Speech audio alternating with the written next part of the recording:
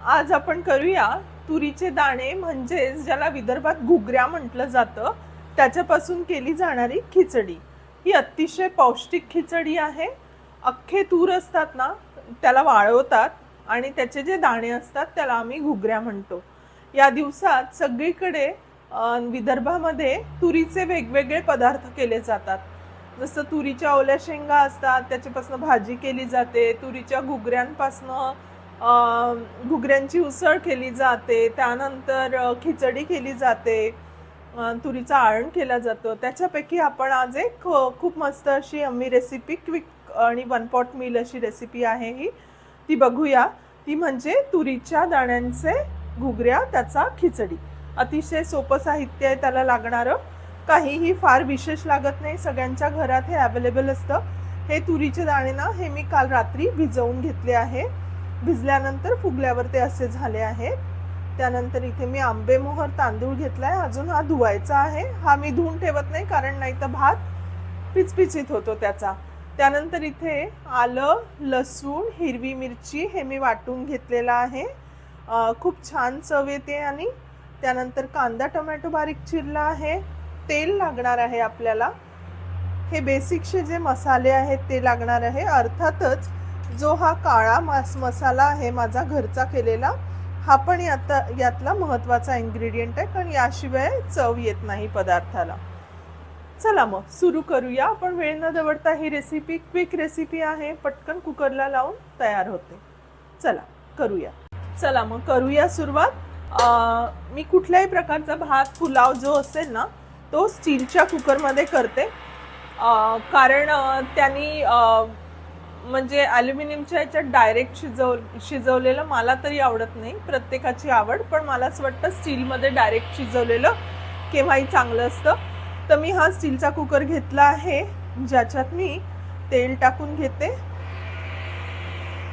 तेल जरा बऱ्यापैकी वापरायचं आहे या भाताला, कारण याच्यामध्ये कांदा, आलं लसूणची पेस्ट आणि असे तत्सम मसाले पडणार आहेत, त्यामुळे तेल व्यवस्थित घालून घ्या। तेल घालून घेतल्यावर त्याच्यामध्ये थोडं तेल तापू द्या आणि मग जिरं आणि मोहरी टाका। आपलं जिरं मोहरी छानपैकी तडतडलं आहे। मगाशी मी मेन्शन करायला विसरले, ह्यामध्ये ना मी हे खडे मसाले पण वापरते आहे, ज्यात आहे कलमी किंवा दालचिनी आणि हे तमालपत्र।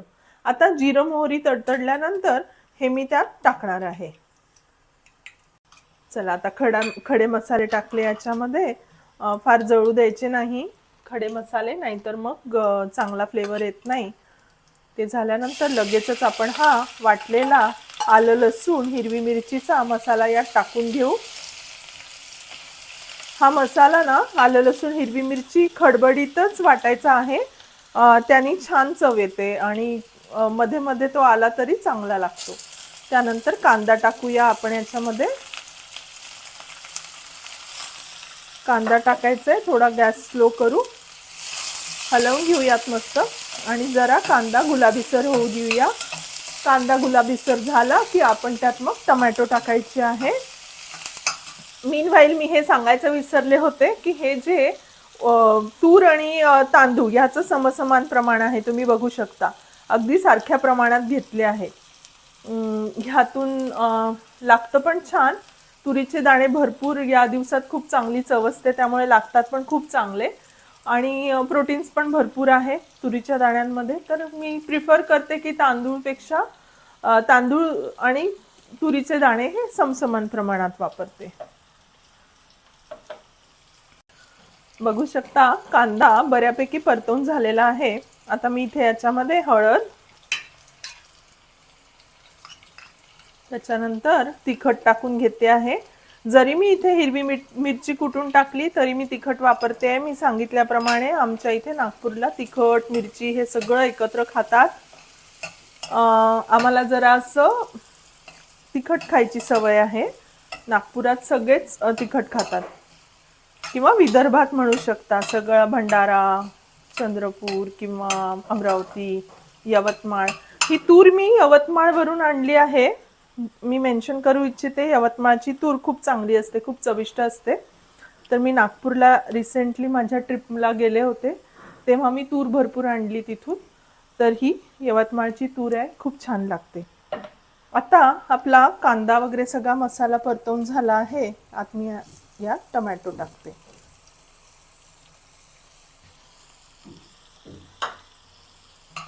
टोमॅटो टाकायचं आहे, छानसं परतवून घ्यायचं आहे. आता याला खूप परतवायची गरज नाही, एक स्टर द्यायचा आहे, कारण भातासोबत टोमॅटो हा आपोआप शिजणार आहे.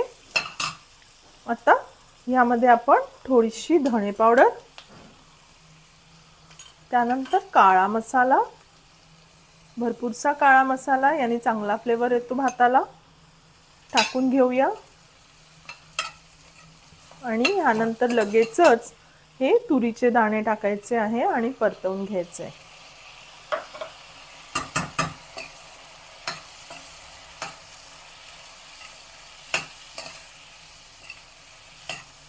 छान एकदा परतवून घेतलं. तुरीच्या दाण्यांना मसाला चांगला लागतो.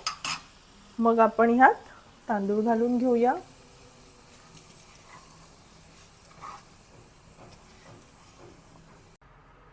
आता तूर आणि तांदूळ छान परतवून झाला आहे. आपण यात पाणी ॲड करायचं आहे. साधारणतः तांदूळ जितका आहे त्याच्या दुपटीच्या प्रमाणात यात पाणी ॲड करूयात आपण.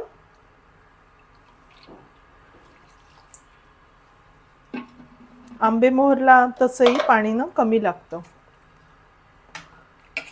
आता छानपैकी हलवून घेऊया. यात मीठ टाकूया.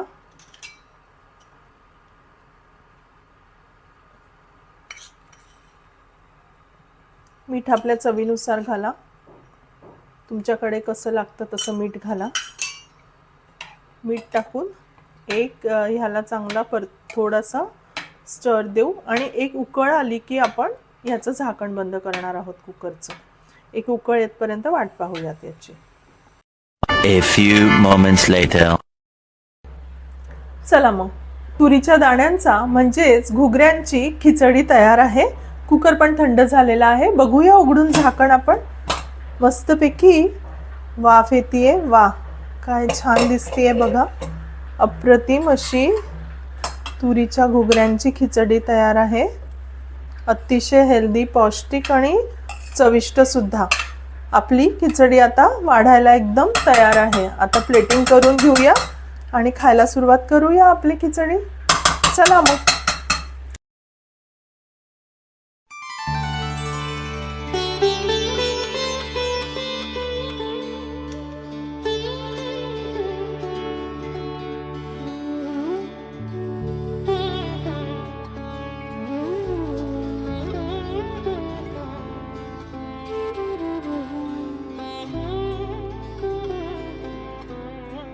आजची रेसिपी जर तुम्हाला